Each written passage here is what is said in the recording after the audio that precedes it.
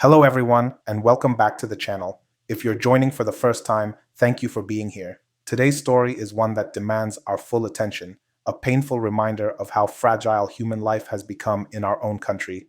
A US watchdog report has revealed that in the first 220 days of 2025, over 7,000 Christians have been killed in Nigeria.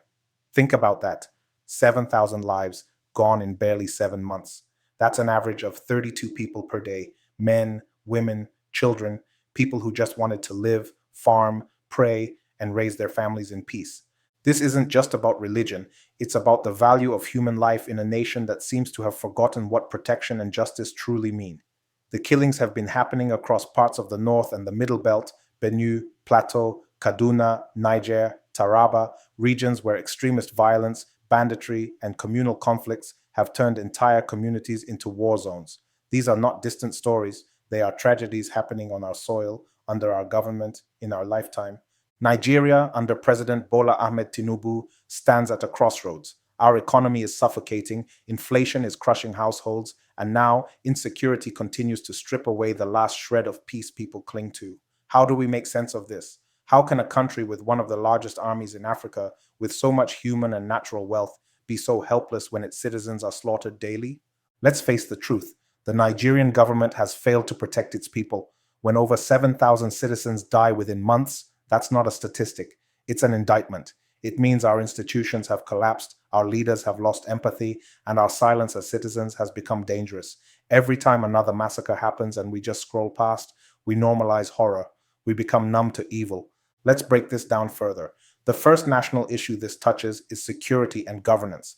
Our police and military are either overstretched, underfunded, or compromised. Many communities are left to defend themselves with sticks and prayers. Imagine living in a place where, when you hear gunshots at night, you already know no one is coming to help. That's the daily reality for thousands of Nigerians. The second issue is religious and ethnic division. Violence often hides behind religion, but beneath it lies competition over land, poverty, and failed leadership. The system keeps people divided so that politicians can thrive on fear. Meanwhile, ordinary Nigerians, Christian, Muslim, farmer, herder, are dying for no reason. We must stop letting those in power use religion to divide us while they all dine together in peace. Then there's justice and accountability. How many of these killers have been arrested or prosecuted? How many reports have turned into real change? None. Impunity has become policy. When evil goes unpunished, it multiplies. And when citizens lose faith in justice, chaos becomes inevitable.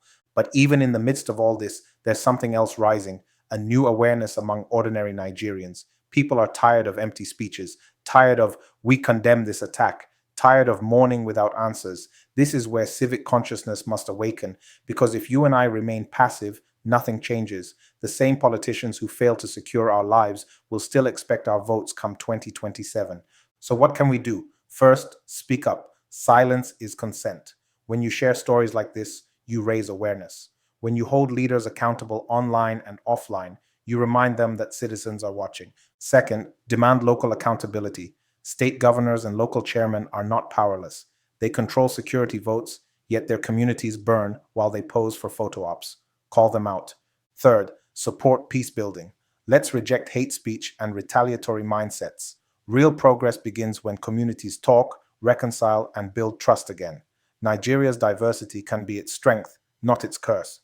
Fourth, use your vote wisely. Insecurity doesn't end through prayers alone. It ends when we elect competent, courageous, and compassionate leaders. Don't sell your vote for 5,000 naira and expect security tomorrow.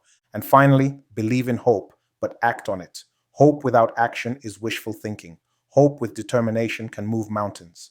We can still build a Nigeria where no child grows up fearing bombs, bullets, or bandits. I want to be very honest with you. This story hurts because it's personal. Every Nigerian knows someone who has been affected by violence directly or indirectly.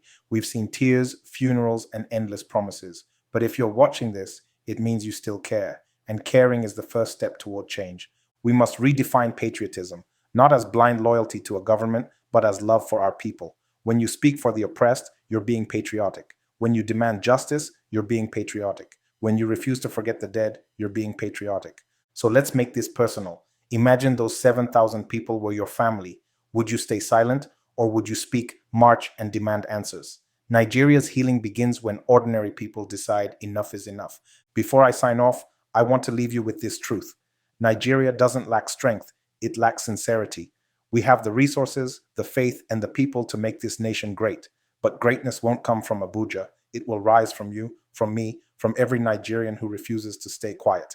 If today's story moved you, don't just feel sad, take action. Like this video to help it reach more people. Drop your thoughts in the comments. What do you think Nigeria can do to stop these killings?